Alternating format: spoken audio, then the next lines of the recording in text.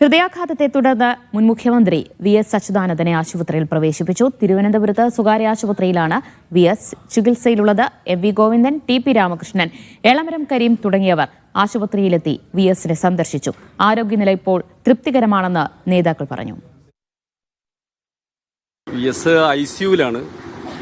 ഒന്ന് ഈ പകർച്ചവ്യാധികൾ വ്യാപകമായ സ്ഥിതിയുള്ളതുകൊണ്ട് സന്ദർശകരെ വിലക്കിയിട്ടുണ്ട്. അപ്പോൾ ആരും അങ്ങോട്ടകത്തേക്ക് കടക്കേണ്ടതില്ല എന്നുള്ള ഒരു പ്രോട്ടോക്കോളിലാണ് എല്ലാവരും നിൽക്കുന്നത്. ഞങ്ങൾ മകനുമായി സംസാരിച്ചു. ഇപ്പം ലേശം ഒരു സ്റ്റേബിളായിട്ടുണ്ടെന്നാണ് പറയുന്നത്. ഡോക്ടർമാരുടെ കെയർ ഉണ്ട്. അപ്പോൾ അതുകൊണ്ട് ഒരല്പം പിടിച്ചു നിൽക്കുന്നത്.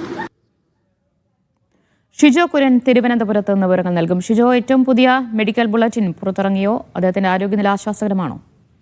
ദിവ്യ, മെഡിക്കൽ ബുള്ളറ്റിൻ ആശുപത്രി അധികൃതർ പുറത്തിറക്കില്ല. അത് കുടുംബത്തിന്റെ ആവശ്യപ്രകാരം മെഡിക്കൽ ബുള്ളറ്റിൻ പുറത്തിറക്കേണ്ടതില്ല എന്നുള്ള കാര്യം ആശുപത്രി അധികൃതർ തീരുമാനിച്ചിട്ടുണ്ട്. നിലവിൽ വി.എസിന്റെ ആരോഗ്യനില തൃപ്തികരമാണ്.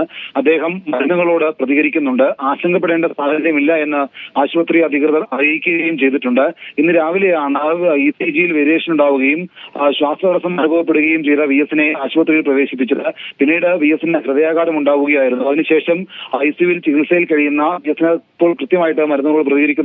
ആരോഗ്യനിലയിൽ ആശങ്കപ്പെടേണ്ട കാര്യമില്ല എന്ന് ആശുപത്രി അധികൃതരും അദ്ദേഹത്തിന്റെ മകനുമായിട്ടുള്ള VA അരുൺകുമാറും അറിയിക്കുകയും ചെയ്യുന്നുണ്ട്. ദിവ്യ, ശരി. ഷിജോ കുര്യനാണ് വിവരങ്ങൾ നൽകിയത്. വി.എസ്.